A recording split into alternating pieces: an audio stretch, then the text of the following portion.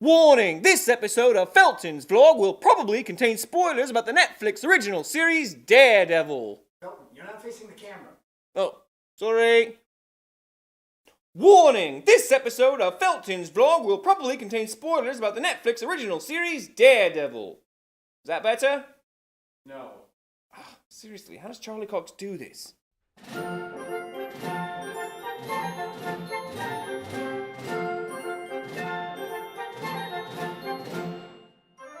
Hello everyone! Welcome back to me vlog. I am Lord Felton Harcourt Osgood Bromett III.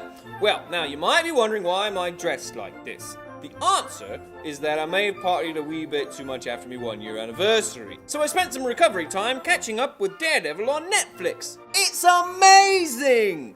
But before we begin, I'm going to remind you once more that there might be spoilers, so if you've not watched Daredevil yet, but intend to, maybe skip ahead to the birthdays at the end or something. Right, so Daredevil, it's pretty great, isn't it? As you know, or if you don't, it's a show about this kid who was tragically blinded in a toxic waste accident, which causes his other senses to seriously overcompensate. He then grows up to become a lawyer and heroically overcomes his handicaps by punching people. Which is a good thing too. Seems like everyone in this universe can punch people really hard, so not being able to punch things would be a serious disadvantage. You know, now that I think about it, it's really a show about people with anger management issues. Oh, and it's also kind of about Vincent D'Onofrio doing his best Marlon Brando impression and eating all the scenery. You think that Vincent and William Shatner trade recipes for scenery? Like, they both like garlic-flavored sets or something? I don't know. The series manages to place itself neatly inside the Marvel Cinematic Universe, or MCU for those of you in the know.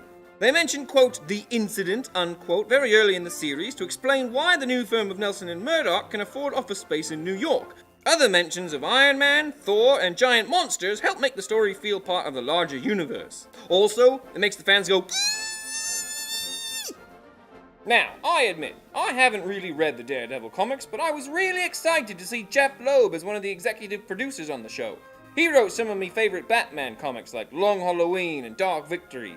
Plus, guys named Jeff are just talented and handsome. Since I wanted to know more about how the series stacked up to the comics, I called one of my favorite nerds, fashion designer and comic book enthusiast Samantha Ray Crossland. Hi, Sam. Hi, Felton. What do you think of Daredevil? I loved it. I was really concerned when I heard that they were making a series that wasn't done by the same people who did Agents of S.H.I.E.L.D., but then I remembered that Netflix can be trusted, and it's amazing.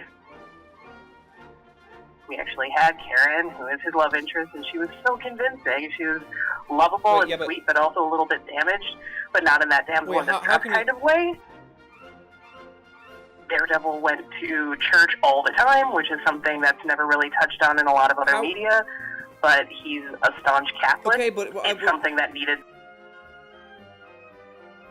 I really love that they actually gave Kingpin bulletproof suit. That's something that he's had in the comics. There's a part where, like, if you're not paying attention, you don't see it, but he gets his jacket sliced and you can see a Kevlar underneath it. He had that in the comics. All black until he meets Vanessa, who in the comics later becomes his wife. And when he starts spending time with her, he starts wearing gray. And then in the final scene, when everything changes, is when he wears white for the first time, and that's when you know that he is finally the Kingpin character that he is in the comics. Well, I ended up drooling all over me notes, so I can't say for sure how the series follows the source material. Still, didn't stop me from enjoying this great bit of serialized fiction. Overall, I'd give it 4 out of 5 rubber chickens. I suggest you watch it with your friends, family, loved ones, or Lima. And since I've got you here, don't forget to check out the Ridiculous Puppet Company, like us on Facebook, follow us on Twitter, and subscribe to our YouTube channel. And as always, I've been Lord Felton Harcourt Osgood Bromett III. You've been the audience, I've been terrific, Bob's your uncle, and piss off.